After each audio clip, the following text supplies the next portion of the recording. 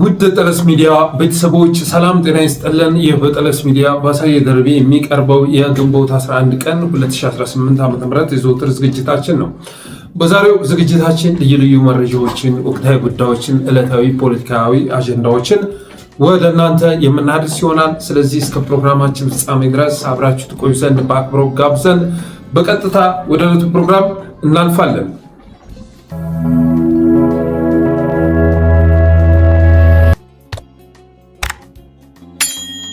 የመጀመሪያው ርዕሳችን በእነ ግርማ ሰይፉ አንደበት የተነገረው የብልጽግና እቅድ ይላል። በእነ ግርማ ሰይፉ አንደበት የተነገረው የኦህዴድ እቅድ ብልጽግና ከቀናት በፊት በእነ ሞገስ ተሾመ አማካኝነት አዲሱ የክልሎች አወቃቀር ሾልኮ የወጣው አዲሱ የክልሎች አወቃቀር በሚል ርዕስ የሆነ ካርታ ማጋራቱ የሚረሳ አይደለም። እዛ ካርታ ላይ እንግዲህ እነ ሞገስ ሰሜኑን ለመበታተን ያላቸውን ፍላጎት አሳይተውናል። ቢሳካላቸውና ቢሰምርላቸው ሰሜኑ ላይ ያላቸውን እቅድ በግልጽ በካርታው ላይ ማየት ትችላላችሁ። ካርታው እውነት ባይሆን እንኳን ህልማቸውን አሳይተውናል። የማለማመድ ስራም እየሰሩ መሆኑ ገብቶናል። በቀጣይ በሀገራዊ ምክክሩ ሊያሳኩት ከሚፈልጉት አጀንዳ መካከል ይሄ በመሆኑ የተነሳ የማለማመድ ስራ እየተሰራ መሆኑን የህዝብ ልብ ትርታ የመለካት ስራ እየተሰራ መሆኑን መረዳት ያስፈልጋል። ላሊበላን ወደ ትግራይ ያስገብተውታል። ጎንደርን ሰሜን ሪጅን ብለውታል። ጎጃም፣ ወሎ፣ ሸዋን በምታዩት መልኩ አማራ ሪጅን በማለት አካለውታል። አባይ ሪጅን የሚባለውን ፈጥረዋል። አባይ ሪጅን የሚልም አንድ ክልል ፈጥረዋል። ወደ ኦሮሚያ ስትመጡ ግን ኦዳ ሪጅን፣ ሶፍ ዑመር ሪጅን በማለት ከፋፍለውታል። አማራ ክልል ውስጥ ጎጃም የራሱ ማንነት ያለው፣ ጎንደር የራሱ ማንነት ያለው፣ ወሎ የራሱ ማንነት ያለው አድርገው ካካለሉ በኋላ ወደ ኦሮሚያ ሲመጡ ግን ወለጋ ክፍለ ሀገር ማለት አልፈለጉም። ኢሉባቡር ማለት አልፈለጉም። ቦረና ማለት አልፈለጉም። በዛ መልክ ማካለል አልፈለጉም። ጅማ ምናምን እያሉ ማካለል አልፈለጉም። ከዛ ይልቅ ኦዳ ሪጅን፣ ሶፍ ዑመር ሪጅን ብለው እንደከፋፈሉት ትረዳላችሁ። ከትናንት ወዳ ደግሞ ግርማ ሰይፉ አንድ ንግግር አድርጓል። ቢሳካልን ወደ ስልጣን ብንመጣ አማራን ለሶስት መበታተን እንፈልጋለን አለ። ወሎ ሪጅን፣ ጎንደር ሪጅን፣ ጎጃም ሪጅን ብለን ለሶስት መከፋፈል እንፈልጋለን በማለት ሸዋን ሲዘለው ትሰሙታላችሁ።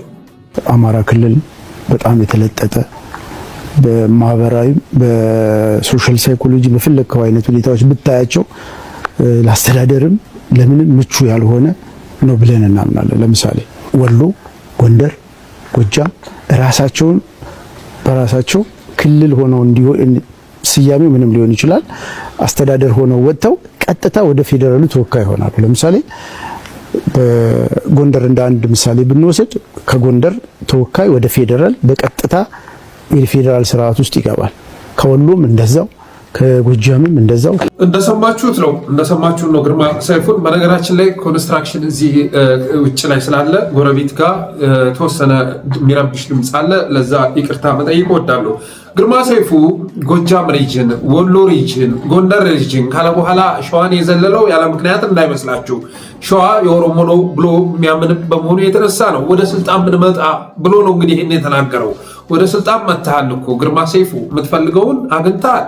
ከዚህ በላይ የምትመኘው ስኬት የለም። ከዚህ በላይ የምትመኘው ሹመት የለም። የመጨረሻ የስኬት ጫፍ ላይ ደርሰናል ብለው ከሚያስቡ ሰዎች መካከል አንዱ አንተ ነህ። ሆዴ ከሞላ እንኳን ህዝብ ቀርቶ እንኳን ሀገር ይቅርና ቤተሰብህን ከመሸጥ የማትመለስ መሆኑ ይታወቃል። በነገራችን ላይ በሙሉ ስብዕናቸው ከተወራረዱ ሰዎች መካከል አንዱ ግርማ ሰይፉ ነው። ህይወቴም ሞቴም ከብልጽግና ጋር ነው። ስለዚህ ብልጽግናን ለማትረፍ ሁሉንም ነገር መመደብ አለብኝ ብሎ በነፍሱ ሳይቀር የተወራረደ ሰው ግርማ ሰይፉ ነው። ይሄ ሰውዬ አማራን መሳደብ፣ አማራን ማንቋሸሽ፣ አማራ ላይ በዚህ ልክ የዘቀጠ ንግግር ማድረግ በአገዛዙ ዘንድ የሚያሸልም መሆኑን ከተረዱ ሰዎች መካከል አንዱ ይሄ ነው። ግሩም ጫላን ልጠቅስ ትችላለህ። ፈይሳ ሌሊሳ መጥቀስ ትችላለህ። የወፍ ቋንቋ ይለዋል አማርኛም አለ። የጎጃም ቋንቋ እያለ ሲያንቋሽሸው ትሰማላችሁ። በተመሳሳይ መልኩ እነታየ ሞጋለ ታየ ትናንትና እነታማኝ ወደ አሜሪካ ጠርተውት መድረክ ላይ ባሳተፉት ሰዓት ላይ በአሁኑ ሰዓት ላይ በኢትዮጵያ አማራና ኦርቶዶክስን መሳደብ የሚያሸልም ነገር ሆኗል በማለት ተናግሮ ነበር። ዛሬ ወደ ሀገር ከተመለሰ በኋላ ትናንት በአሜሪካ መድረክ ላይ የተናገረውን ነገር በማስተጋባት ሽልማት ለመቀበል እየተንደፋደፈ ይገኛል። በቅርቡም ሽልማቱን ይሰጡታል ብለን እናምናለን። አብዛኞቹ የብልጽግና አክቲቪስቶች አይታችሁ ከሆነ ኦርቶዶክስንና አማራ ላይ ነው ዘመቻ የሚከፍቱት። ይሄ አገዛዝ መንግስት ቢሆን ኖሮ በፍጹም የአማራ ህዝብ እኮ ህዝብ ነው አይደለም። ኦርቶዶክስ እኮ ኢትዮጵያ ውስጥ ያለች የማጆሪቲ ህዝብ ሃይማኖት ነች። ስለዚህ ይሄ ልክ አይደለም። ያጠፉ ቀሳውስት ካሉ ልትተቹ ትችላላችሁ። ከአማራዎች መካከል ያጠፉ ካሉ እንደዛ ኮርነር እያደረጋችሁ ልትተቹ ትችላላችሁ። ህዝብን እንደ ህዝብ ግን እንድትሰሙ አልፈልግም ማለት ነበረበት፣ እርምጃ መውሰድ ነበረበት። ግን በጥላቻ ንግግር የተከሰሱት እነ ዳዊት በጋሻው ናቸው። አንድም ቀን ህዝብን እንደ ህዝብ ጠርተው የማያውቁት እነ ዳዊት በጋሻው፣ እነ ጎበዜ ሲሳይ፣ ገነት አስባበው፣ መስከረም አበራ የመሳሰሉ ጋዜጠኞች ናቸው። እና አባይ ዘውዱ ናቸው በጥላቻ ንግግር የተከሰሱት። አሳየ ደርቤም እንደዚሁ ተከሶ ነበር። ጥላቻ ንግግር ተብሎ ተከሶ ነበር። ሐሰተኛ መረጃ ተብሎ ተከሶ ነበር። ግን በአንድ ወቅት እንደ ትንቢት የተናገራቸው ሰባቱም ነገሮች መጨረሻ ላይ ወደ ፍርድ ሲቃረብ የኔ ክስ ማለት ነው ሰባቱም ተሳክተው ነበር። የጥላቻ ንግግር በተመለከተ ግን በዚህ በጥለስ ሚዲያ እንኳ ስርጭት ከጀመርኩበት ጊዜ አንስቶ አንድ ቆርጠው የሚያቀርቡት የለም። አንድ ማለት ነው ህዝብን እንደ ህዝብ፣ የኦሮሞ ህዝብ፣ የትግራይ ህዝብ ወይ የሆነ ህዝብ በፍጹም አይታሰብም። ኤሊት ራሱ ስንተች ፖለቲካል ኤሊት ፖለቲካው ውስጥ ፓርቲሲፔት የሚያደርገውን ኤሊት ነጥለን ነው። እና የብልጽግና ሰዎች ግን አሁን ላይ አማራና ኦርቶዶክስን ማጣጣል የሚያሸልም ጉዳይ በሆኑ በመረዳታቸው የተነሳ በየቀኑ እየመጡ በሚዲያ ጥፋታቸውን ያዝረበርቡ ይዘዋል። በተረፈ ግርማ ሰይፉ ጎጃም፣ ወሎ፣ ጎንደር ብለን ለሶስት ሰነጥቀዋለን ካለ በኋላ ሸዋን የዘለለው የብልጽግና ደሴት ነው ብሎ በማመኑ የተነሳ ነው። ይህም ፌስቡክ ላይ ጽፌ ሲዘመትብኝ አድሯል። አባቴ እኔ አምሽቼ ነበር የተኛሁት። አርፍቼ ስነሳ ታጋ አድርገውኛል። ዋነኞቹ የሚባሉት የአማራዎቹም ጭምር አሳየ ተሳሳተ፣ ይህን አጋጣሚ ተጠቅመን ደብድበው ብለው ታጋ አድርገው የሀገር ትችት ሰንዝረው አገኘው። እኔ ማለት የፈለግኩት ለእኔ የሸዋ ዋና ከተማ ደብረ ብርሃን አይደለም። የሸዋ ዋና ከተማ አዲስ አበባ ነው አይደለም። አዲስ አበባ ደግሞ የብልጽግና ደሴት ነች። ያንን ነው ማለት የፈለግኩት። ብልጽግና እንደ ሀገር የሚመለከታት ደሴቱ ነች አይደለም። ይሄን አሳየ አይደለም ያወጣው። ብዙ አክቲቪስቶች፣ ብዙ ጋዜጠኞች የሚጠቀሙት ቋንቋ ነው። ስለዚህ እንደ ኢትዮጵያ ማስተዳደር የተከለከለው የብልጽግና አገዛዝ አገሬ አዲስ አበባ ናት፣ ሸገር ነች ብሎ ደሴቱ አድርጓታል። እና ግርማ ሰይፉ ሸዋን ወደ አማራ እናካልላለን የሚል የአገዛዙን ደሴት መንካት ስለሆነበት ሸዋ የኦሮሚያ ነው ብሎ የሚያምን በመሆኑ የተነሳ ሸዋን ነጥሎ አስቀረው የሚል መልእክት ነው ማስተላለፍ የፈለኩት። አሳየ ሸዋን የብልጽግና ደሴት ነው አለ፣ በብልጽግና ዋነኛ ደጋፊ ያለው ሸዋ ላይ ነው አለ ብለው ግን ባልሆነ መልኩ የጻፍኩትን ጽሑፍ ገልብጠው ሲዘልፉኝ የነበሩ በርካታ ወንድሞችን አይቻለሁ። እኔ ሳላቅ የስራ ቋንቋችሁ ተቀይሯል። እንዲህ ጋይስ እንዴት ነው ልንግባባ ያልቻልነው? አሳየ ደርቤ ከአማራነት ዝቅ የሚል ማንነት የለውም። አባቴ አማራ ነኝ ስልህ ሸዋ ነኝ እያልኩ ነው፣ ጎጃም ነኝ፣ ወሎ ነኝ፣ ጎንደር ነኝ እያልኩ ነው። አንዱ ከአንዱ ሊበልጥብኝ አይችልም። አይታችኋል። የጥረስ ሚዲያ ቤተሰቦች መወደስ ባለብኝ ሰዓት ከፊት የሚመጣውን ሳወድስ ታገኙኛላችሁ። ከዛ ውጭ ደግሞ ጥፋት ሲጠፋ ስመለከት የነከላይ ቲፎዞ ነው ስባል እጥፍ ብዬ ደግሞ የለም ልክ አይደላችሁም በማለት በመሰነዝረው ትችት ነው የምታወቀው። በተረፈ ግን ሀሳቤ መሆኑ መታወቅ አለበት። ግርማ ሰይፉ ሸዋን የነጠሉት ለምንድነው ከተባለ ሸዋ የአማራ አይደለም ብለው በማመናቸው የተነሳ ነው። በተረፈ መቼም ቢሆን ወደ ስልጣን ልትመጡ አትችሉም። መቼም ቢሆን ማለት ነው። ብትመጡም ደግሞ ይሄን ልታሳኩ አትችሉም። ይሄን አጋጣሚ ተጠቅመው የጻፍኳትን ጽሑፍ አላግባብ ተርጉመው ዘመቻ የከፈቱብኝ አብዛኞቹ ያኔ የሸዋ ጠቅላይ ግዛት እንትና ጠቅላይ ግዛት የተባለ ሲመጣ ይሄ ጠቅላይ ግዛት አስተሳሰብ ልክ አይደለም ብዬ የተቃወምኳቸው የእስክንድር ነጋ ሰዎች ናቸው። ዛሬም እዛው አቋም ላይ እገኛለሁ። አባቴ የኦሮሞ ብሔርተኛና ዘረኛ አገዛዝ ባለበት ሁኔታ በዚህ አወቃቀር የሚጎዳው በጠላትነት የተፈረጀው ክልል ነው። የኦሮሞ ብሔርተኝነት አይታችሁ ከሆነ የጠነከረ የጎለበተ ብሔርተኝነት ነው። ስለዚህ ክልሉ ቢበታተን እንኳ ኦሮሞ የሚለው አስተሳሰብ ልትበታትነው አትችልም። ስልጣን ላይ ወጥተው ይቅርና ስልጣን ላይ ባይሆኑ እንኳ ብሔርተኝነታቸው ተገንብቶ አብቅቷል። ስለዚህ ከክልል በላይ ያስተሳሰራቸው ምንድነው ካልክ የኦሮሞ ብሔርተኝነት ነው። እነሱ ላይ የሚፈጥረው ቅንጣት ታክል ተጽዕኖ ሊኖር አይችልም። የአማራ ብሔርተኝነት ደግሞ እንደምታየው ነው። በኪነ ጥበቡ እንኳ ስትመጣ ዛሬ ጎጃምን ለብቻው ራሱን አንድ ማንነት አስችለው፣ ጎንደር ራሱን የቻለ ማንነት እንደሆነ ጎንደር እየተባለ ጎጃሜ፣ ወሎዬ እየተባለ ነው እየተቀነቀነ የሚገኙ። ሸዋም በተመሳሳይ መልኩ በተመሳሳይ መልኩ እና ሰሞኑን የተለቀቁ ሙዚቃዎችን ስተች ነበር። የሆነ አካባቢ ጥላቻ ምናምን አድርገው ይመነዝሩታል። ግን አስባችሁታል? እዛ ጋር የሚዘረዘር አለ እነንትና መጡ ብሎ ከዘረዘረ በኋላ አማራዎች መጡ ብሎ ሁሉንም ቢያጠቃልለው ምን ችግር አለ? ምን ችግር አለ? ሸዋ ብለህ ስትዘፍን አንኮበር ምናምን ብለህ ከፋፍለህ ሁሉንም በየተራ ስትዞር ከቆየ በኋላ አማራ ብለህ ብትዘጋው ምን ችግር አለው? ምን ችግር አለው? እና የአማራ ብሔርተኝነት ያልተገነባ በመሆኑ የተነሳ የጠቅላይ ግዛት አስተሳሰብ ተግባራዊ ከተደረገ በዋናነት የሚበታተነው አማራ ነው፣ የሚዳከመው አማራ ነው። እንኳን ተበታትነን ይቅርና በአንድ ክልልም ውስጥ ሆነን እስካሁን ድረስ ብሔርተኝነቱን መገንባት አልተቻለም። በፋኖ ትግል ውስጥ ራሱ የአማራ ብሔርተኝነት የጎለበተ ከመሰላችሁ ተሳስታችኋል። አባቴ ከፍ ሲል ቀስ አድርገህ ስትሰረስረው ሀገራዊ አስተሳሰብ ታገኛለህ። ዝቅ ብለህ ስትወረብረው ደግሞ ከአማራ ወርዶ መንደር ለመንደር ሲርመጠመጥ ታገኘዋለህ። እንደውም ቀጠና ላይ መርጋት አቅቶት ምስራቅ፣ ምዕራብ፣ ሰሜን፣ ደቡብ እያለ ሲበሻሸቅ እንደሚውል የምታዩት ነው። ስለዚህ አይታሰብም ነው እያልኩ ያለሁት። ኢትዮጵያ አስተሳሰብ ያለው መንግስት ሊመጣ ኑሮ በጠቅላይ ግዛት መዋቀር ተገቢ ሊሆን ይችላል፣ ጠቃሚ ሊሆን ይችላል።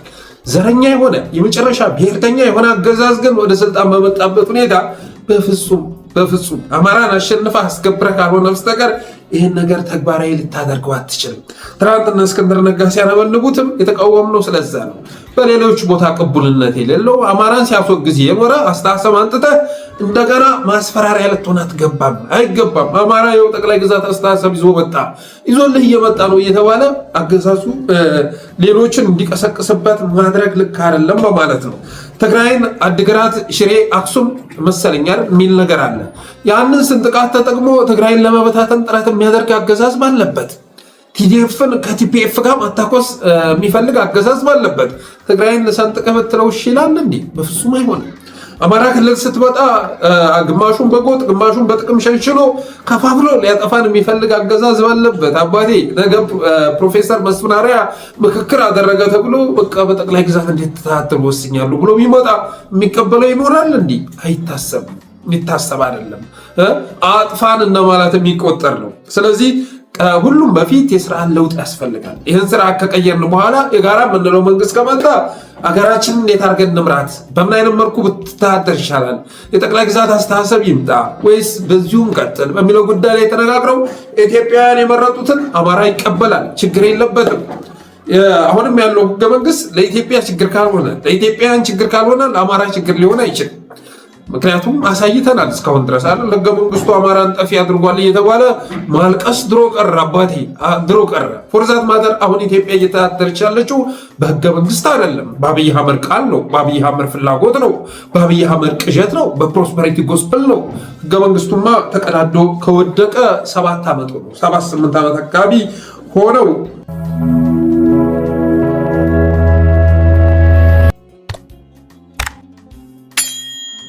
ሌላው ከዚህ ጋር በተገናኘ ብአዴን 100,000 ሚሊሻ መመልመል አለብኝ ብሎ በተለያዩ አካባቢዎች አፈሳ እያካሄደ መሆኑን ሰምተናል። በግዳጅ ማለት ነው። አንተም ማዘምት ከሆነ ልጅህን ወስዳለሁ እያለ ቤት ለቤት እየዞረ አፈሳ እያካሄደ መሆኑን ሰምተናል። መርሳ አካባቢም የመርሳ ካቢኔ ይህን ውሳኔ ወስኖ ህብረተሰቡን ሰብስቦ መዝመት አለባችሁ፣ የአካባቢውን ሰላም ማረጋጋት አለባችሁ በማለት ሲናገር በፍጹም ልጆቻችን ጋር ልንታኮስ አንችልም። ልጆቻችን ወደ ትግል የገቡት የእኛም ምክንያት ይዘው ነው። ስለዚህ ልታገዳድሉን አትችሉም በማለት ህዝቡ መቃወሙን ሰምተናል። ስለዚህ የአማራ ገበሬን በየመንደሩ እየገባ እያፈሰ ከልጆቹ ጋር ማታኮስ የሚፈልግ አገዛዝ ባለበት ሁኔታ እንደዚህ አይነት አወቃቀርም በለው ምንም በለው ተግባራዊ ሊደረግ የሚችል አይደለም። በተረፈ ግን እነ ግርማ ሰይፉ ዛሬ በምትናገሯቸው ነገሮች የምትጸጸቱበት ቀን ይመጣል። ይሄንን አስረግጬ ነው የምነግርህ። የምትጸጸቱበት ቀን ይመጣል። ግርማ ሰይፉ በጣም በተለያዩ ጊዜያት አማራ ላይ የሰነዘራቸው ጽዩፍ ንግግሮች አሉ። እነ ታዬ ቦጋለ ምንም እንኳን በዚህ ሚዲያ ስሙ ለመጠራት የሚመጥን ሰው አይሆንም፣ የመጨረሻ የወረደ ፐርሰናሊቲ ያለው ሰው ቢሆንም እኔ ያኔ አሜሪካ እያለ ጭምር ነው ስተቼ የነበረው። ታስታውሳላችሁ? ያኔ አሜሪካ እያለ ልክ እንደወሰዱት እነ ታማኝ በየነ ሲወስዱት ራሱ ቅሬታዬን ገልጬ ነበረ። እንደዚህ አይነት አለቅላቂ ለጥቅም ተገዢ የሆነ ሰው ስንት ጀግኖች ባሉበት መስከረም አበራ ስንት ጀግኖች እስር ቤት በሚጣሉበት ሰዓት ላይ ነው ታዬ ቦጋለን ለቀም አድርገው ወደ አሜሪካ የወሰዱት እና ልክ አይደለም በማለት ስንቃወም ነበረ። ዞሮ ዛሬ ያገዛዙን ጥቅማ ጥቅም ለማግኘት በሚል አስተሳሰብ ኦርቶዶክስም ላይ ዘመቻ ከፍተዋል፣ አማራም ላይ ዘመቻ ከፍተዋል። ግን ነገ ይሄ ንግግራቸው ህጋዊ ቅጣት ይዞ ካልመጣ ምናየው ይሆናል። በተረፈ ከዓመታት በፊት ራስ አርበኛ ዘመነ ካሴ ይህንን ያገዛዙን ፍላጎት ተረድቶ እቅዳቸው አማራ ክልል መበታተን መሆኑን ነግሮን ነበር። መጨረሻ የሚሉትን አንድ አደገኛ ግን እንደዚህ በፊቱ በብቃትና በጥበብ የምናልፈው ካርድ መምዘዝ ጀምሮ እሱ ካርድ ምንድነው? አብይ አህመድ በተደጋጋሚ ፎክር እንደነበር ስልጣን ከያዘ ጊዜ ጀምሮ አማራን ወደ ጥቃቅን ማንነት መልሻ ጠፋዋለሁ ይል ነበር ቃል በቃል በየስብሰባው። ያን የተስፋ መቁረጥ የመጨረሻ እርምጃ አሁን መውሰድ ሊጀምሩ የተዘጋጁ ነውና እንደዚህ በፊቱ ሁሉ ፊት ለፊት ተጋፍጠን ድል ለማድረግ መዘጋጀት መቻል ይኖርብናል።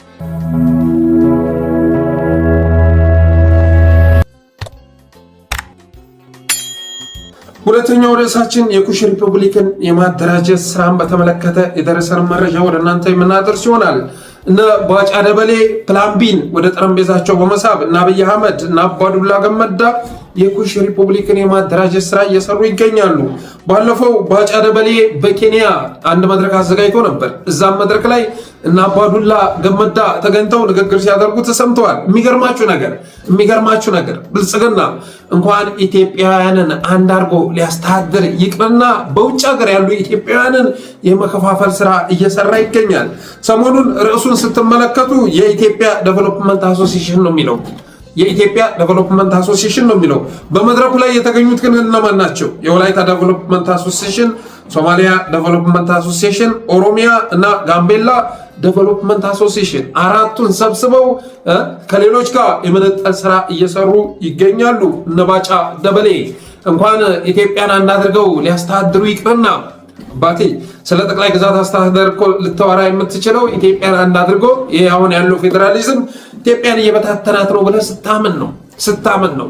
ከዛ ውጭ ግን በሰለጠነ ሀገር ውስጥ የሚኖሩ ኢትዮጵያውያንን በዚህ ልክ እያቧደነ የሚገኝ አገዛዝ ኢትዮጵያን አንድ አድርጎ ያስተዳድራል ማለት አይቻልም። ዛሬ ደግሞ ሽመልስ አብዲሳ የኦሮሚያ የቤኒሻንጉል እና የጋምቤላ ክልሎች የጋራ የሰላምና የልማት ማስተዳደሪያ ጽሕፈት ቤትን በአሶሳ አስመርቋል። ሽመልስ አብዲሳ የኦሮሚያ የቤኒሻንጉልና የጋምቤላ ክልሎች የጋራ የሰላምና የልማት ማስተዳደሪያ ጽሕፈት ቤት በአሶሳ አስመርቋል። እንደምታዩት ነው፣ በቪዲዮ እንደምታዩት ነው። ንግግርም አድርጓል።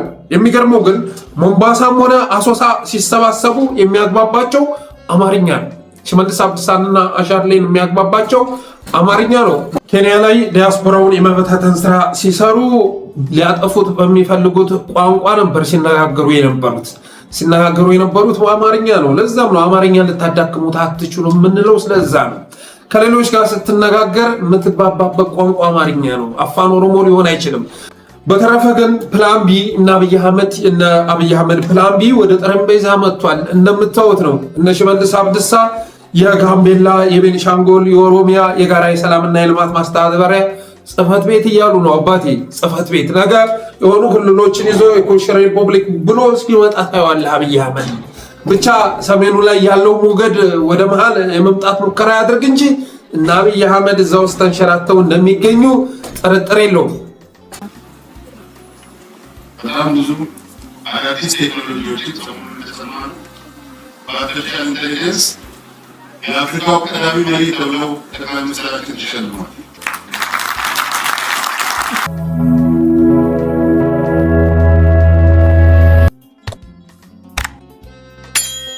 ሌላኛው ርዕስ ዶክተር ዮናስ ዘውዴ በፌስቡክ ገጹ ያስተላለፈውን መልእክት ይመለከታል። አሁን ላይ የብልጽግናን ካምፕ የተረዳ ሰው ነው ማለት ይቻላል ዶክተር መሰለኝ። በነገራችን ላይ አሁን ላይ የብልጽግናን ካምፕ ከተረዱ ሰዎች መካከል አንዱ ዶክተር ዮናስ ዘውዴ ነው። የፕሮስፐሪቲ ጎስፔል አካሄድ አልመቸው ብሎ ካፈነገጡ ሰዎች መካከል አንዱ ዶክተር ዮናስ ዘውዴ ነው ብዬ አስባለሁ። ባለፈው ሐሳዊ ነቢያን ብልጽግናን እንዴት አይነት ስርቻ ውስጥ እንዳስገቡት ጽፎ አንብቤያለሁ። ሐሳዊ ነቢያን ጋር እየሄደ የሚቀበላቸው ትንቢቶች በኢትዮጵያ ላይ ከባድ አደጋ እያመጡ መሆናቸውን የጻፈ ሰው ነው እና በትናንትናው ዕለት ደግሞ ምን ብሎ ጻፈ መሰላችሁ? እግዚአብሔርም በእስራኤል ላይ ንጉሥ እንዳትሆን ንቁሃል። ሁልጊዜ የንጉሥ ሳኦልን ታሪክ ሳስብ የሚገርመኝ ትልቅ እውነት አለ። ሰውየው የወጣው የጠፉትን አህዮች ፍለጋ ነበር። ነገር ግን ሳይዘጋጅበትና ሳይጠብቀው ንግስና በትከሻው ላይ ወደቀ አለ። ሳኦል አህያ ለመፈለግ እንጂ ለንግስና አልተዘጋጀም ነበር። በመጨረሻም ይህ የዝግጅቱ ማነስና አለመታዘዝ ዋጋ አስከፈለው አለ። አንድ ቀን አድርግ የተባለውን ባለማድረጉ ነቢዩ ሳሙኤል እግዚአብሔርን ቃል ንቀሃልና እግዚአብሔርም በእስራኤል ላይ ንጉሥ እንዳትሆን ንቀዋል አለው። ለመሆኑ እግዚአብሔር መሪን ሲንቅና ስልጣኑን ሲወስድ ምን እንደሚያደርግ አስተውላችኋል? እግዚአብሔር ንጉሥን ሲንቅ የሚያደርገው ግዑዙን የቤተ መንግስቱ ወንበር መውሰድ ብቻ አይደለም፣ ከዛ በባሰ ሁኔታ ከህዝቡ የልብ ዙፋን ላይ ያወርደዋል በማለት የሚገርም ሀሳብ ጻፈ እና እዚህ ላይ ስም ባይጠራም ዶክተር ዮናስ ዘውዴ መሪያችንን ሰደበው በማለት የብልጽግና ሰዎች ይህን ጽሁፍ ሲያዘዋዝሩት ነበረ። ዶክተር ዮናስ ዘውዴ የመጽሐፍ ቅዱስን ጥቅስ መሰረት አድርጎ ነው የጻፈው። ግን መሪያቸውን አገኙት ማለት ነው። ይህንን ታሪክ ሲያነቡ መሪያቸውን አገኙት እና ለመሆኑ እግዚአብሔር መሪን ሲንቅና ስልጣኑን ሲወስድ ምን እንደሚያደርግ አስተውላችኋል? እግዚአብሔር ንጉሥን ሲንቅ የሚያደርገው ግዑዙን የቤተ መንግስት ወንበር መውሰድ ብቻ አይደለም፣ ከዛ ባሰ ሁኔታ ከህዝቡ የልብ ዙፋን ላይ ያወርደዋል ይላል። የመጀመሪያ እንደውም ከባዱ የሚባለው ዶክተር ዮናስ ዘውዴ እንዳለው ከዙፋን ላይ መወገድ አይደለም አባቴ። ከባዱ እና የመጨረሻ ጉዳት የሚያደርሰው ከህዝብ ልብ ውስጥ መውረር ነው። አብይ አህመድን ደግሞ የህዝብ ልብ ውስጥ ስትፈልጉት የምታገኙት በጥላቻ መልክ ነው። ትናንትና ብዙዎች ባለማወቅ በፍቅር መልክ ልባቸው ውስጥ አስቀምጠውት ነበር። ኢትዮጵያን የሚወድ የመጨረሻ ሰው የሚሸት መሪ ብለው አስቀምጠውት ነበር። አሁን ላይ ግን ከርፍቷቸዋል አባቴ። አብይን በልባቸው ያስቀመጡ ሰዎች በሙሉ ከርፍቷቸዋል። ልታገኙት የምትችሉት በጥላቻ መልክ ነው። በእርግጥም አብይ የተናቀ መሪ መሆኑን ተረድቷል፣ ራሱን ጭምር ተረድቷል። ለዚያም ነው በየመድረኩ በወጣ ቁጥር ህዝብን የሚሳደበው። አይናችሁ የማይመለከት ጆሮአችሁ የማያዳምጥ ምላሳችሁ የማይቀምስ ስሜት ሕዋሳቶቻችሁ በአግባቡ ነገሮችን የማይረዳ አይምሯችሁ የማያስብ እያለ የሚሰርበን ስለዛ ነው። ምዕራባውያንን እማኝ እያደረገ የሚያቀርበው ስለዚያ ነው።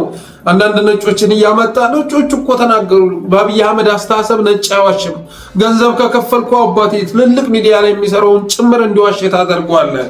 አብይ አህመድ ግን በዛ አስተሳሰብ ውስጥ ያደገ በመሆኑ የተነሳ ፈረንጅ የተናገረው ነገር እውነት ነው ብሎ የሚያምን ሰው ነው።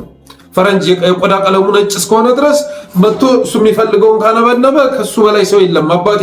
በየወሩ መድረክ በተዘጋጀ ቁጥር ዶላር እየመደበ ይጠራዋል። ባለፈውም ጉተሬዝ እኮ መጥቶ 10.2% ኢትዮጵያ ማደጓ የሚገርም ነው አለ። በዓለም ላይ እኮ እንደዚህ የሚያደርግ ሀገር የለም በማለት መሰከረ በማለት ሲናገር ነበር። ጉተሬዝ የጸጥታው ምክር ቤት ነው ወይስ የአይኤምኤፍ ፕሬዝዳንት ነው በማለት እኛም ጠይቀን ነበር። ስለዚህ አብይ አህመድ ህዝቡ እንደናቀው ተረድቶ እሱም ህዝቡን ሲያንቋሽሽ የሚውለው ስለዛ ነው።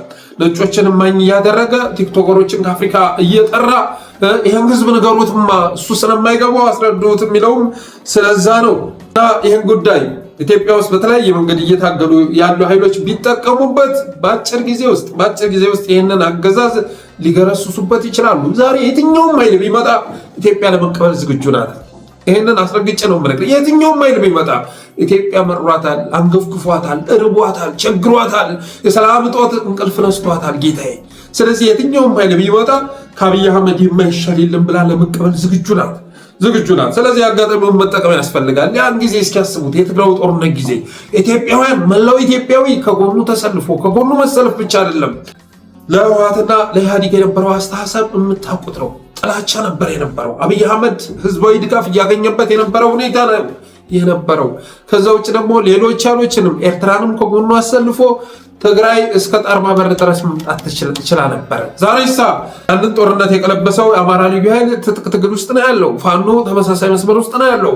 አማራው እየታገለ ይገኛል። ኢትዮጵያውያን አብይ አህመድን የሚያስወግድላቸው የትኛውን ምድራዊ ኃይል በጉጉት እየጠበቁ ይገኛሉ። ኤርትራ ያለችበትን ሁኔታ ታውቃላችሁ።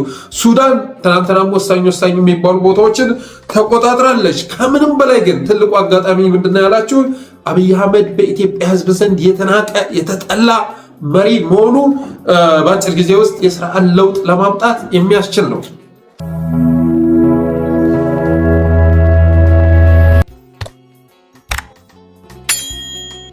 ሌላው የአፋብን እዝ አደረጃጀትን ይመለከታል። እንግዲህ ምኒልክስ የነበሩ ቻሌንጆችን በሙሉ ተሻግሮ እዙን አጽንቷል። አባቴ እዙን የማጽናት ስራ ሰርቷል። ማንም የፈለገ ኃይል የሚመጣ ምኒልክን ማፍረስ አይችልም። ሁሉን ነገር አጠናቋል ማለት ይቻላል።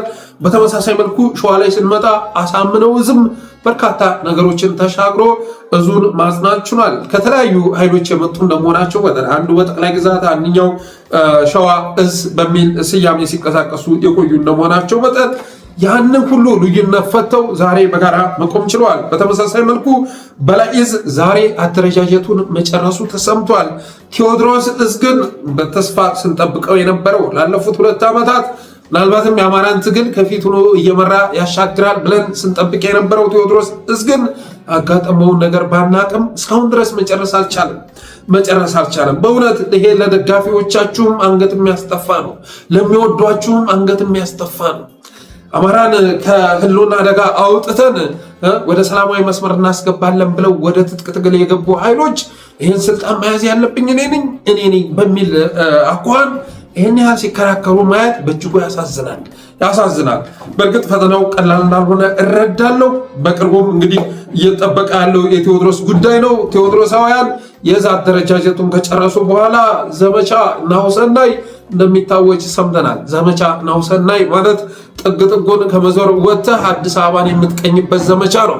ምክንያቱም ከሌሎች ለየት የሚያደርገው ናሁሰናይ አዲስ አበባ ላይ ገብቶ ለመጀመሪያ ጊዜ አገዛዙን የተፋለመ ጀግና ነው። አዲስ አበባ በሌላ ነገር አገዛዙን ለመግጠም ይቅልና ዛሬ ቃላት መተንፈስ የማይቻልባት ከተማ ከሆነች ዓመታት ተቆጠሩ። እዚች ከተማ ውስጥ ገብቶ አገዛዙን የተፋለመ ጀግና ነው አዲስ አበባ ላይ ገብቶ። ለዛ ነው አስከሬንን ሳይሰጡም እየከለከሉት። ስለዚህ የቴዎድሮስ ጉዳይ ሲጠናቀቅ ዘመቻ ናሁሰናይ እንደሚታወጅ ሰምተናል። ያንንም መላው የኢትዮጵያ ሕዝብ መላው አማራ በጉጉት የሚጠብቀው ነው የሚሆነው። በተረፈ አገዛዙ የአማራ ምክር ቤት ለማቋቋም እየሞከረ መሆኑን ሰምተናል። ባለፈው የትግራይ ምክር ቤት አዋቅሯል አይደለ? ጻድቃንን ነጌታቸውን የመሳሰሉ ሰዎች በማሰባሰብ የትግራይ ምክር ቤት በማለት ሌላ ተላላኪ ኃይል ማፍራቱ የሚዘነጋ አይደለም። አማራ ክልልም ተመሳሳይ ነገር ለማድረግ እያቀደ መሆኑን ሰምተናል። ለማስረሻን የመሳሰሉትን አካቶ ትጥቅ ትግል ውስጥ ካሉ መካከልም አንዳንዶቹን ጎትቶ አውጥቶ ያንን ስራ ለመስራት እየሞከረ መሆኑን ሰምተናል። እዛ ነገር ውስጥ እዛ ውጥን ውስጥ ያላችሁ ወገኖች ግን ካሁኑ ራሳችሁን ልታገሉ ይገባል። ሰኔ እየመጣ ነው። ሰኔ ደግሞ አብይ አህመድ ለማይታዩት ኃይሎች ግብር የሚያቀርብበት ወቅት መሆኑ ይታወቃል። በኢትዮጵያ ትልልቅ አደጋዎች የተከሰቱት በወርሃ ሰኔ ነው። አብይ ግብር የሚያቀርብበት ወር ነው የሰኔ ወር። ስለዚህ የዛ ግብር ሰለባዎች እንዳትሆኑ መጠንቀቅ ይበጃል። ዘንድሮም ወርሃ ሰኔ እየመጣ በመሆኑ የተነሳ በዚያው ወር ላይ በዚያው ክልል ላይ ያንኑ ሰኔ 15 ምናምን የመሳሰሉ ክስተቶችን በተመሳሳይ መልኩ ሊደግም እያቆበቆበ መሆኑን ስለተረዳን ጥንቃቄ ማድረግ ያስፈልጋል።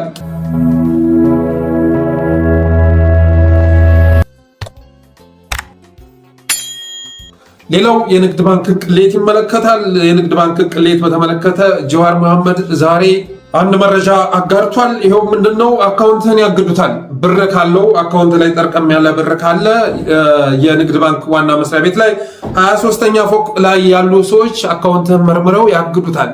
ከዛ ትሄድና ቅርንጫፍ ላይ ስትጠይቅ ምናውቀው የለም ዋና መስሪያ ቤት ሄድና አነጋገር ትባላለህ። ዋና መስሪያ ቤት ሄደህ 23ኛ ፎቅ ላይ ስታነጋግር ሄድና 31ኛ ፎቅ ላይ ሄደህ ሪፖርት አድርግ፣ እነሱ ጋር ተነጋገር ትባላለህ። 31ኛ ፎቅ ላይ ስትሄድ ስንት ፐርሰንት ታመጣለህ ትባላለህ። አባቴ አካውንት ላይ በሚሊዮን የሚቆጠር ብር ካለ ያለምንም ምክንያት ያግዱታል ማለት ነው። በሽብር የተፈራ በምናምን ብላ ያግዱታል። ከዛ ልታስለቅቅ ስትሄድ ይህን ያህል ብር አምጣ ትባላለህ። በፐርሰንት አስልተው ይህን ያህል ብር ካላመጣ ይወረሳል ትባላለህ። ገንዘብህን ማንቀሳቀስ አትችልም ትባላለህ። ለነገሩስ ንግድ ባንክ የተለያዩ ወንጀሎች ላይ እየተሳተፈ መሆኑ ይታወቃል። ለአጋቾች መረጃ የሚሰጡ ባለሙያዎች ያሉበት መስሪያ ቤት ነው። ከላይ አካውንት ላይ ይሄን ያህል ብር ስላለ እገዱት እየተባለ ከአጋቾች ጋር ተነጋግረው ዜጎች በአካውንታቸው ያስቀመጡትን ገንዘብ የሚዘርፉ ባለሙያዎች የተፈጠሩበት ነው። አጋቾች ብር ትራንስፈር የሚያደርጉባቸው ባንኮች መካከልም አንዱ ነው። ከታገትክ በኋላ ይሄን ያህል ብር በንግድ ባንክ አካውንት ነው አስገባ የምትባለው። ይሄን ያህል ብር አስገባ ትባላለህ ወይ በአዋሽ ባንክ ትባላለህ። ከዛ ያንን ብር ካስገባ በኋላ እንደተለቀቀ ሄደህ ሪፖርት ስታደርግ የለም ብሩ ትራንስፈር ተደርጓል ትባላለህ። ትራንስፈር የሚደረግ እኮ ወደ ባንክ ነው አይደል? ትራንስፈር የሚደረገው እና ንግድ ባንክ ከአጋሾቹም ጋር እየተሞዳሞደ መሆኑ የሚዘነጋ አይደለም። በተረፈ ግን አሁን በንግድ ባንክ ብር የሚያስቀምጡ ዜጎች አካውንታቸውን እያገዱ ይህን ያህል ፐርሰንት አምጡ የሚል ስራ እየተሰራ መሆኑን ጀዋር መሐመድ አጋልጧል። ሌላው ኑሮ ከበደን ብለው ላለቃቸው ማመልከቻ ያስገቡ የኢቢሲ ሰራተኞች መባረራቸውን መሰረት ሚዲያ ዘግቧል። ኑሮ ከበደን በዚህ ደሞዝ መኖር አልቻልንም ብለው ላለቃቸው ማመልከቻ ያስገቡ የኢቢሲ ሰራተኞች መባረራቸውን መሰረት ሚዲያ ዘግቧል። ባለፈው የኢንሳ ሰራተኞችም ተመሳሳይ ጥያቄ ማቅረባቸው የሚዘነጋ አይደለም። እንዲህ አይነት ጥያቄ እየቀረበ የሚገኘው ደግሞ አዳነች አቤቤ ባለንበት ዘመን ብልጽግና የምግብ ፉድ ሴኩሪቲን ባረጋገጠበት ዘመን ወደ አደባባይ ወጥቶ መለመን አይነፋም እያሉ በሚናገሩበት ወቅት መሆኑ ነው። እንዴት ትወጣላችሁ? አዛውንቶችን ሰብስበው እናቶችን ሰብስበው እንዴት በዚህ ዘመን ምግብ ቸገረን ተብሎ ለልመና ይወጣል እያሉ በሚጠይቁበት ሰዓት የኢቢሲ ሰራተኞች መብላት አልቻልንም፣ መኖር አልቻልንም የሚል ጥያቄ በማቅረባቸው የተነሳ ዳንኤል ክብረት በቦርድ ሰብሳቢነት የሚመራው ኢቢሲ ሰራተኞቹን እናባረራቸው ተሰምቷል። ባለፈውም የኢንሳ ሰራተኞች መባረራቸው የሚዘነጋ አይደለም። የመከላከያ አባላት ሰሞኑን የተገባልን ቃል እየተፈጸመልን አይደለም፣ አካላችን ጎሏል፣ ሰርተን እንዳንኖር ተደርገናል፣ ስለዚህ መንግስት ሊደግፈን ይገባል በማለታቸው የተነሳ ራሱ ጄኔራሉ መጥቶ ሲዝትባቸው ተሰምቷል። ሌላው ገፊ ነገሮች የላቸውም ወይ የሚለው ነገር ገፊ ኃይል እንዳለው ያስታውቃል። አንደኛ ያየናቸው ፊት ለፊት እየሄዱ ያሉት የተወሰኑቱ የጦር ጉዳተኞች በክራንች የሚሄዱ ያየናቸዋል። የጦር ጉዳተኞች ሌሎቹ ደግሞ ሬንጀር ለብሰው ጉዳት የሌላቸው የሚመስሉ ሌሎች ኃይሎች መፈክር የሚያሰሙ የሚያጫጩሁ አሉ። ስለዚህ ዛሬ ቀን ጠብቀው በዚህ ጊዜ ተደራጅተው ተሰባስቦ መምጣት ማለት በትክክልም አሁን መንግስት ሊያደርገው ካሰበው የምርጫ ጋር ሌሎች ከኋላ የሚገፏቸው እንዳሉ ማሳያ ናቸው ብዬ ነው።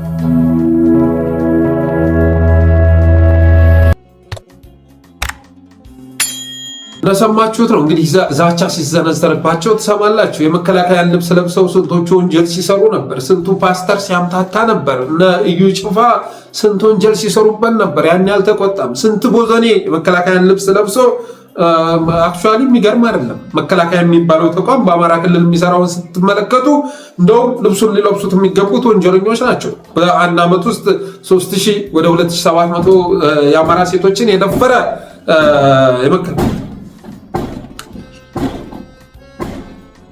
የደፈረና ያስተፈረ ተቋም እሱን አልባሳት ማንም ቢለብሰው የሚገርም አይደለም። በተረፈ ግን ይህን ጥያቄ በማቅረባቸው የተነሳ የአገዛዙን ወንበር ለማስጠበቅ በተሳተፉበት ዘመቻ በዚህ ልክ አካላቸውን ያጡ ወገኖች ላይ ዛቻ ሲሰነዘርባቸው ተሰምቷል። በተረፈ ግን የአዳነች አቤቤ ንግግር ምን ያህል ከእውነት የራቀ እንደሆነ በግልጽ ታይቷል። እንኳን ዜጎች ይቅርና ዛሬ ትልልቅ መስሪያ ቤት ውስጥ ያሉ ኢቢሲ ውስጥ ያሉ ሰዎች ትናንት ትልቅ ኑሮ የሚኖሩ ነበሩ። ኢንሳ ላይ ያሉ ሰዎች አገዛዙ ሰዎች ልትሏቸው ትችላላችሁ። እንደ ተሿሚ ልትመለከቷቸው ትችላላችሁ። እነሱ እንኳ መኖር አልቻልንም እያሉ የደሞዝ ጥያቄ የሚያቀርቡባት አገር ሆናለች ኢትዮጵያ።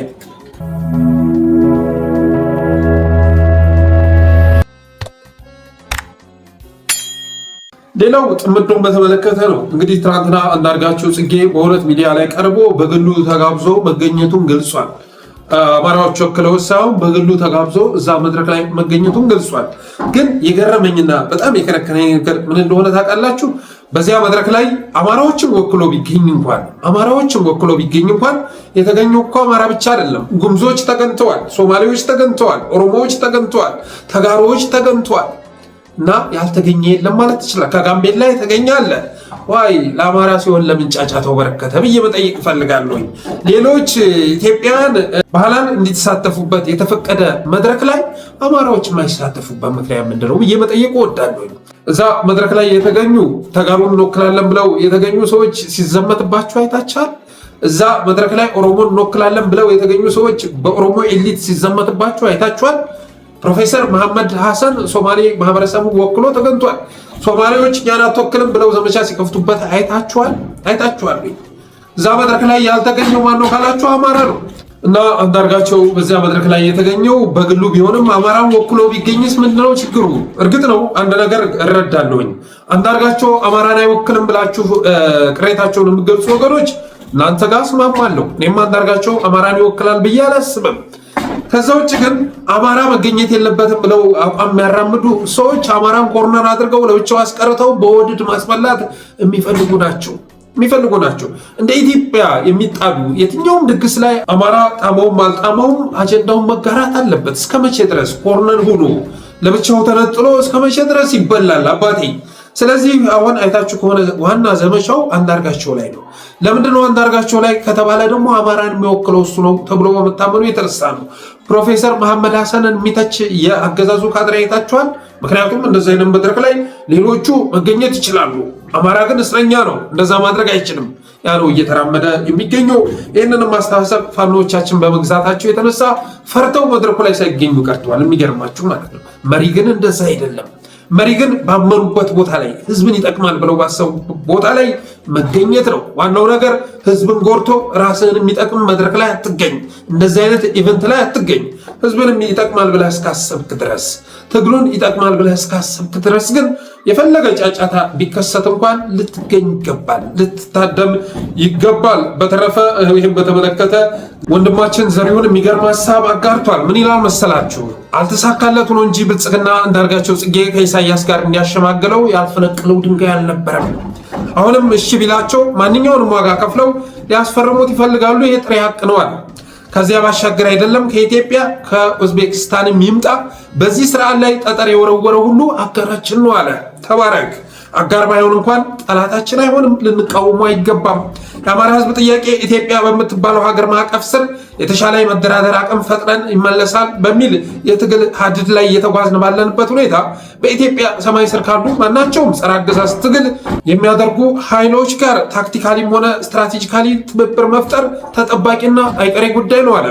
አይዲዮሎጂካል ወይም ሌላው ጉዳይ ቀርቶ ኢትዮጵያ የምትባል የጋራ ሀገር እንዲሁም ብልጽግና የተሰኘ የጋራ ጠላት መኖሩ ብቻ ያገናኘናል አለ።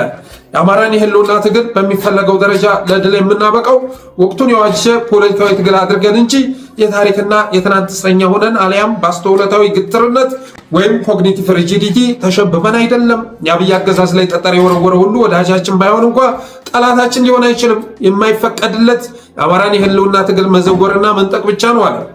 የራሱን መስመርና አቅም ተጠቅሞ ጸረ አገዛዝ ትግሉን ይደግፍ፣ ይታገል፣ ይገስግስ። እኛም የጠራ ሐሳባዊ መስመር ይዘን እንጓዝ የሆነው በማለት የሚገርም ሐሳብ አጋርቷል። እኔም አንዳርጋቸው ጥምዶ መድረክ ላይ የተገኘው በግሉ ተጋብዞ መሆኑን ተናግሯል። የገረመ ግን አማራው ወክሎ ቢገኝ እንኳን ለትግራዮች፣ ለኦሮሞዎች፣ ለጋምቤላዎች፣ ለሶማሌዎች፣ ለጉምዞች፣ ለአፋሮች የተፈቀደ መድረክ ለአማራ ሲሆን የሚከለከለው እንዴት ነው በማለት ጠይቄያለሁ። እስካሁን ድረስ ከአንዳርጋቸው ውጭ እዚያ መድረክ ላይ በመሳተፉ የተወቀሰ ሰው አይታችኋል? ሶማሌዎች ፕሮፌሰር መሐመድ ሐሰንን የትግራይና የኦሮሞ ልሂቃን መድረኩ ላይ የተሳተፉትን ሰዎች ሲያወግዙ አይታችኋል? አማራን ለብቻ ኮርነር አድርጎ በወድድ ለማስበላት መሞከር ልክ አይደለም በማለት ሀሳቤን ገልጫለሁኝ። ስለዚህ የሰሞኑ ይህንን ጉዳይ አጀንዳ አድርጌ በተከታታይ እየሰራሁበት አንዳርጋቸው ላይ ዘመቻ በመክፈት ቀጣይም ፋኖቻችን እንደዚህ አይነት መድረክ ላይ እንዳይገኙ የማሸማቀቅ ስራ እየተሰራ ስለሆነና ያ አስተሳሰብ መሰበር አለበት ብዬ በማመን የተነሳ ነው። በተረፈ የዛሬው ፕሮግራማችን ይህን ይመስል ነበር። አብራችሁን ስለቆያችሁ እናመሰግናለን። የጠለስ ሚዲያ ሜምበር ሰብስክራይበር፣ በተለይም ሰብስክራይበር በመሆን ስቲከሮችን በማበርከት ብሎም ዝግጅታችንን ላይክ፣ ሸር እያደረጋችሁ ላይች በማጋራት ሚዲያችሁን አበረታቱ ብለን የዛሬ ዝግጅታችንን እንቋጫለን። ክበሩልን።